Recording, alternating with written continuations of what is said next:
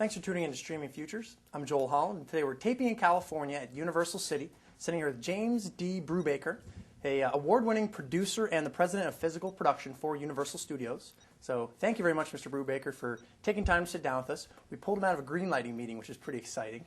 We're going to talk about the world of production. I want to start by giving you a little background on Mr. Brubaker. Fascinating background. Humble beginnings at MGM as a driver, then worked up to the head of the transportation division, and the rest is history. He's now worked on over 50 films and is now here at Universal Pictures as the president of physical production. I think that what I would do if I was starting over again, I would want to work first as a PA on a show. Then I would like to work in the office. I would like to learn everything there is to know about every department there is making a movie. Figure out what that is, and then just go for it. And no matter what it takes to get there, just go do it, work hard, and make up your mind you're never going to give up until you get it. So for somebody that is kind of a newbie to the industry, how do they get the foot in the door? Let's say they have the next $600 million grossing box office hit. How do they get in front of you, though? Well, they actually don't get to me first. They get to the creative first. Okay. And then creative then decides whether they want to make the movie or not. Then we do budgets, and then we go to the green light process. Got you. So you actually have to have 2 or 3 elements before it comes to me.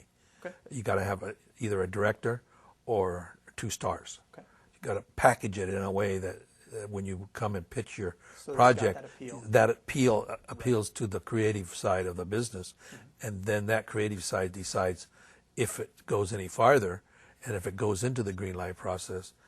We do a budget, we give it to creative, then we talk about it, and then we see if we can make it cheaper, or if it's a visual effects movie, they cost more than just a movie that doesn't have a lot of visual effects.